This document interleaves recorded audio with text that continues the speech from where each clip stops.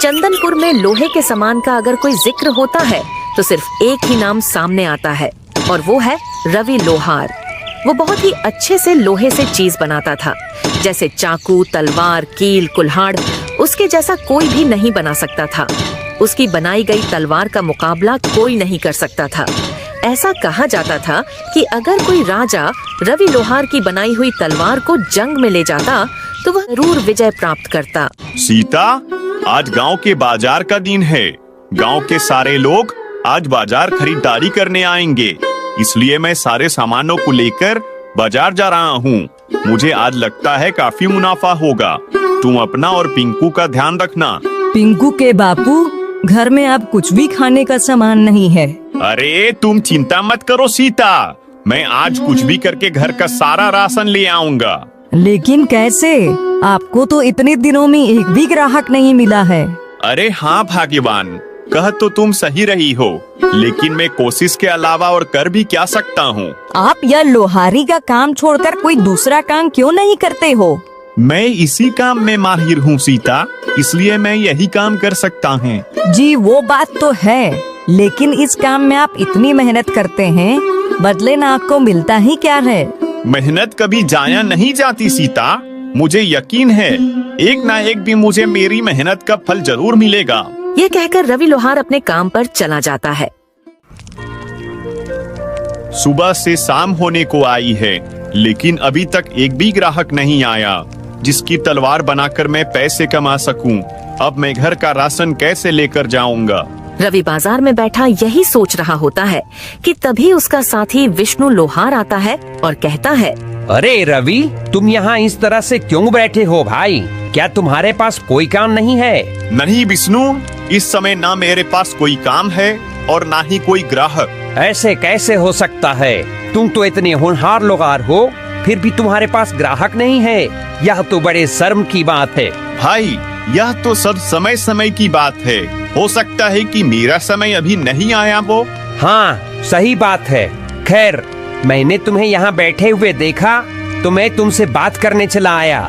वैसे मेरे पास तो बहुत काम है, इसलिए मैं चलता हूँ। विष्णु रवि का मजाक उड़ाकर वहाँ से चला जाता है, जबकि रवि चुपचाप वहीं बैठा रहता है कि तभी वहाँ एक आदमी आता है। सुनो भाई, यहाँ पास कोई रवि नाम का लोहार रहता है क्या? तुम मुझे उसका पता बता सकते हो? जी मैं ही हूँ रवि, बताइए आपको मुझसे क्या काम है? मैंने सुना है तुम तलवार बहुत अच्छी बनाते हो और जो भी तुम्हारी बनाई हुई तलवार से मुकाबला करता है वह जरूर विजय प्राप्त करता है। जी यह सच है कि मैं तलवार बनाता हूँ, लेकिन जीत और हार तो सिर्फ ईश्वर के हाथ में होती है। बात तो तुम्हारी बिल्कुल सही है। खैर जो भी है, तुम मुझे एक अच्छी सी तलवार बना कर दे दो। ठीक है, लेकिन आप है कौन? मैं पड़ोसी राज्य का राजा वीरभद्र हूँ। लेकिन महाराज, मैं आपके लिए तलवार क्यों बनाऊं? मैं तो आपको जानता भी नहीं हूँ। दरअसल कुछ दिनों से मेरे कुछ दुश्मन मेरे राज्य के लोगों को बहुत परेशान कर रहे हैं। उन्होंने सबका जीना हराम कर दिया है, इसलिए मुझे उनसे मुकाबला करने के लिए तुम्हारी बनाई हुई तलवार चाहिए। ठीक है महाराज, अगर ऐसा है तो मैं बना दूंगा। रवि के यहाँ कहने पर राजा वीरभद्र उसकी तरफ एक पोटली बढ़ाते हैं जिसमें बहुत सारे सोने के सिक्के होते हैं। यह लो तुम्हारा मेहनताना, मैं कुछ दिनों बाद अपनी अमानत लेने आऊंगा। इसमें क्या है महाराज? इसमें कुछ सोने के सिक्के हैं, बाकी अगर तुम्हें कम लगते हैं तो मैं और बढ़ा देता हूँ। महाराज, मैंने तो अभी तलवार बनाना शुरू भी नहीं किया है, तो फिर आप पहले से मेरा मेहनताना क्यों दे रहे हो? इसे तुम रख लो, ये तुम्हारी मेहनत के हैं। राजा वीरभद्र यह कहकर वहाँ से चले जाते हैं। अब मैं अपनी पत्नी और पुत्र के लिए खाने पीने का खूब सारा सामान लेकर जाऊंगा। रवि अब सोने के सिक्कों को बेचकर ढेर सारा सामान खरीदता है और अपने घर चला जाता है। यह लो सीता, यह सब तुम दोनों के लिए है। अरे पिंकू के बापू, आप इतना सारा सामान ले आए? आपके पास इतना सारा सामान खरीदने के लिए पैसे कहाँ से आए? सीता के पूछने पर रवि उसे राजा के बारे में सब कुछ बताता है। यह तो बहुत अच्छी बात है, लेकिन आप महाराज की तलवार जल्दी बनाकर उन्हें दे देना। क्योंकि उन्होंने आप पर भरोसा किया है। आप उनका भरोसा टूटने मत देना। हाँ सीता, तुम बिल्कुल सही कह रही हो। अगली सुबह रवि अपने काम पर निकल जाता है और अपनी दुकान पर पहुंचकर सोचता है, महाराज की तलवार मुझे जल्द से जल्द बनानी होगी। रवि दिन रात मेहनत करके राजा के लिए एक बहुत अच्छी सी तलवार बना लेता है। मैंने इस तलवार को तो बना लिया है, लेकिन अब पता नहीं महाराज इसे लेने कब आएंगे। अभी रवि यह सोच ही रहा होता है कि तभी अचानक उसके पास किशोर नाम का एक ग्राहक आता है। क्या तुम लोहार रवि हो? हाँ, मैं ही रवि हूँ। मुझे तुमसे एक तलवार चाहिए। क्या तुम अभी मुझे कोई अच्छी सी तलवार दे सकते हो? माफ करना भाई, इस समय मेरे पास एक भी तलवार मौजूद नहीं है और नई तलवार बनाने में मुझे समय लगेगा। अगर आप इंतजार कर सकते हैं तो कर लीजिए, मैं आपको कुछ समय में तलवार बनाकर दे दूंगा। अभी रवि ग्राहक से यह कह ही रहा होता है कि तभी ग्राहक की नजर उस तलवार पर पड़ती है जो रवि ने राजा के लिए बनाई थी। रवि, तुम्हारे पास यह तलवार मौजूद तो है, या तुम मुझे दे दो, बदले में तुम इसके 2 गुने पैसे ले लेना। नहीं भाई, यह तलवार मैं आपको नहीं दे सकता, यह किसी की अमानत है। भाई मैं कहता हूँ तुम इसकी जितनी चाहे उतनी रकम ले लेना, लेकिन यह तलवार मुझे दे दो। भाई, अगर आप मुझे इस तलवार के बदले खजाना भी देंगे तब भी मैं यह आपको नहीं दूंगा। ठीक है, रखो अपनी तलवार अपने पास, मुझे नहीं चाहिए, मैं जा रहा हूँ यहाँ से। किशोर ग्राहक गुस्से में वहाँ से चला जाता है।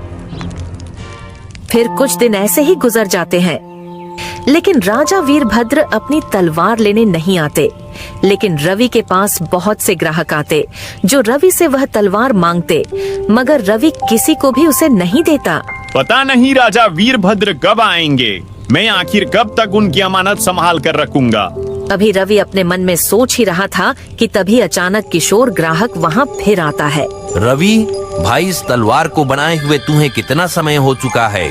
इसका मालिक तो अब तक नहीं आया और मुझे नहीं लगता कि अब वो आएगा।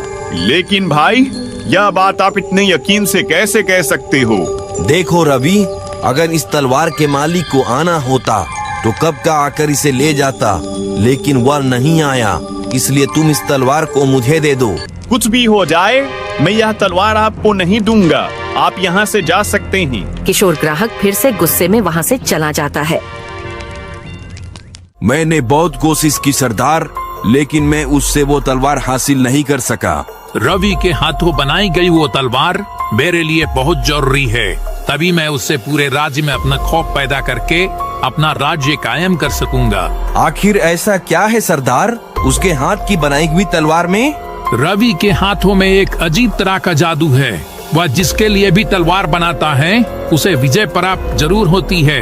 नई तलवार बनाने में उसे काफी समय लग जाएगा और मुझे तलवार की जरूरत जल्दी है, इसलिए वह तलवार मुझे किसी भी कीमत पर चाहिए। अब मैं क्या करूं सरदार? कैसे उस तलवार को उससे हासिल करूं? तुम रवि के आसपास ही रहो, उसका भरोसा जीतो और फिर मौका पाते ही उसे धोखा देकर तलवार ले आओ। किशोर ग्राहक भैरव की बात सुनकर एक बार फिर से रवि के पास आता है। रवि, मुझे माफ कर दो, मैं वाकई गलत था, यह किसी और की अमानत है, इसलिए अब तुम मेरे लिए दूसरी तलवार बना दो। ठीक है, मगर इसके लिए मुझे थोड़ा समय लगेगा। ठीक है, मैं इंतजार कर लूंगा। किशोर ग्राहक के कहने पर रवि दूसरी तलवार बनाने के लिए तैयारी शुरू कर देता है। अच्छा है, यह बेवकूफ अपने काम में लगा हुआ है, मैं जल्दी से यह तलवार लेकर अपने मालिक को दे देता हूँ। फिर किशोर रवि को धोखा देकर चुपके से राजा की तलवार लेकर भाग जाता है और कुछ देर में रवि तलवार का नक्शा बनाकर कहता है, भाई यह देखो, तुम्हारी तलवार का नक्शा तैयार हो गया है। अरे अरे, वह आदमी कहाँ गया? कहाँ गया वह आदमी? अभी तो यहीं था। रवि किशोर को अपनी दुकान के आसपास तलाश करता है, लेकिन वह उसे कहीं नहीं मिलता। फिर वह अपनी दुकान पर वापस आता है, तभी उसकी नजर राजा की तलवार की जगह पर पड़ती है। हे भगवान, इसका मतलब वह ग्राहक नहीं, चोर था, मुझे धोखा देकर भाग गया। हे भगवान, अब मैं क्या करूं? क्या जवाब दूंगा राजा वीरभद्र को? मुझसे इतनी बड़ी गलती कैसे हो गई? इधर किशोर ग्राहक तलवार लेकर जंगल में भैरव के पास पहुंचता है। यह लीजिए सरदार, आपकी तलवार। अब मुझे राजा वीरभद्र से जीतने से कोई नहीं रोक सकता, कोई नहीं। अब मैं क्या करूं ऊपर वाले? उस चोर ने मुझे धोखा देकर महाराज की तलवार चोरी कर ली। अब मैं महाराज को क्या जवाब दूंगा? रवि यह सोच ही रहा होता है कि तभी पानी से कृष्ण गोपाल निकलते हैं। क्या हुआ रवि, तुम इतने दुखी क्यों हो? कृष्ण गोपाल के पूछने पर रवि उन्हें सारी बात बताता है। रवि, उस चोर ने तुम्हारे साथ धोखा किया है, इसमें तुम्हारी कोई गलती नहीं है। तुम एक काम करो, तुमने जिस तलवार का आज नक्शा तैयार किया है, अब जल्दी से उसे बनाकर राजा वीरभद्र को दे दो। लेकिन कृष्ण गोपाल, वो तलवार तो आम तलवार जैसी है, जबकि मैंने महाराज के लिए एक अलग तरह की तलवार बनाई थी। क्या हुआ कृष्ण गोपाल, आप हंस क्यों रहे हो? मैं इसलिए हंस रहा हूँ क्योंकि जो तलवार पहले बनाई थी वो राजा वीरभद्र के लिए थी ही नहीं। क्या मतलब कृष्ण गोपाल? जब तुम छोटे थे और यहाँ खेलने आते थे, तब मैंने तुम्हें वरदान दिया था कि जब तुम तलवार बनाने से पहले मुझे याद करोगे तो तुम्हारी तलवार में ताकत भर जाएगी। क्या सच में? मुझे तो ये पता ही नहीं था। हाँ, इसलिए जब तुम अपनी तलवार बनाने से पहले मुझे याद करते हो तो तुम्हारी तलवार ताकतवर बन जाती है। लेकिन उस दिन तुमने जो तलवार बनाई थी, उसे बनाने से पहले तुम मुझे याद करना भूल गए थे। इसका मतलब जो तलवार मैंने महाराज के लिए बनाई थी उसमें ताकत नहीं है? नहीं, इसलिए राजा वीरभद्र जब तुम्हारे पास आएंगे तो तुम उन्हें अपनी बनाई हुई दूसरी तलवार दे देना। ठीक है कृष्ण गोपाल। कृष्ण गोपाल की बात मानकर रवि दिन रात करके जल्दी से एक नई तलवार बना लेता है।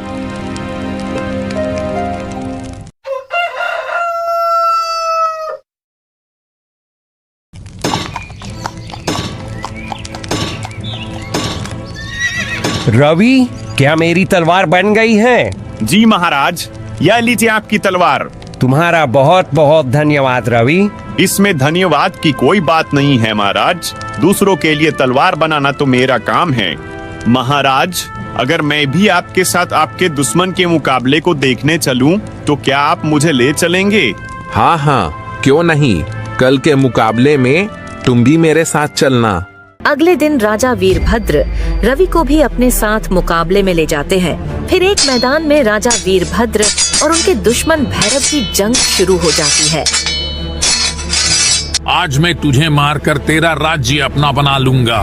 तुम इस नापाक मकसद में कभी कामयाब नहीं हो पाओगे। इतना कहकर राजा वीरभद्र गुस्से से उस पर वार करते हैं, जिससे उसकी तलवार 2 टुकड़ों में बट जाती है। अरे, ये कैसे हो सकता है? यह तो जादुई तलवार थी, यह टूट कैसे गई? तूने रवि से धोखे से यह तलवार हासिल की थी, इसलिए देख, तेरा यही अंजाम होगा।